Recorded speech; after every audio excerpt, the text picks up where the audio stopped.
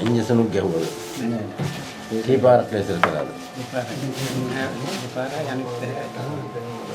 ඒ කියන්නේ දෙකම ලේසර් කරා. දැන් ලේසර් එක කරලා අන්තිම ලේසර් එක කරලා කොච්චර කල් වුණාද? ඈ? අවුරුද්දක් මාස 10ක් 9ක්. අවුරුද්දට මෙහා වගේ තමයි නේද? දැන් මේ බෙහෙත් කරනකොට යට වෙනසක් මොකුත් ආවද?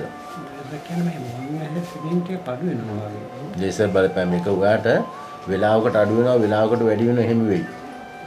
හරි? ඔව් දැන් සමහර ලාට පෙන්ම හොඳට එනවා ආයෙත් අඩු වෙනවා.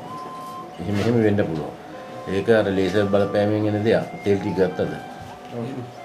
තෙල් ටික දාන්න ඕන ඊළඟට තවන්න ගන්න ඒ ටික කරන්න ඕන අවුවට යන්න මෙපා. අවුවට ගියොත් මේ ලෙඩේ වැඩි වෙනවා.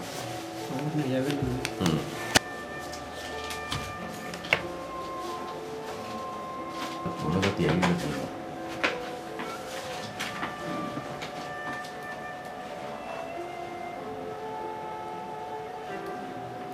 රේසර් නොකලාවොත් ඕනම හැක් ස්නායු නෙමෙයි ඕනම දෙයකින් අපිට ඉක්මනටම අනීප කරන්න පුළුවන්කම තියෙනවා.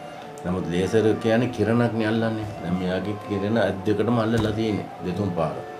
ඒකෝට දැන් ස්නායු මැරිලා තියෙන්නේ පිච්චිලා. ලේසර් කිරණක් සාමාන්‍යයෙන් මේ වගේ දෙයකට අල්ලන්න හොඳ නැහැ. ඒ අල්ලන්නේ නැතුව ආවනම් මට කිසි ප්‍රශ්නයක් නැහැ. පළවෙනි සැරේම යංගුණියක් ගන්නවා. දැන් මේගොල්ලන්ගේ ලේසර් කිරණේ බලපෑම මුළු ජීවිතේම බලපානවා. එහෙනම් අපි තෙල් ටික දාලා ඊළඟට ඇහැ වටේ ගාලා ඇහැට බෙහෙත් දාලා තවලා මේ බෙහෙත් පන්ති කරලා මම කොහොම හරි පෙර තත්ත්වයට ගන්නවා. ඒ ගන්න ඉතින් අද හෙට කියලා බෑ කාලයක් යනවා හුඟක් නෙමෙයි අවුරුදු ගණන් නෙමෙයි. සාමාන්‍යයෙන් මාස 6 8 දාන කරනවා සෑහෙන ප්‍රමාණයක් ගන්න පුළුවන්.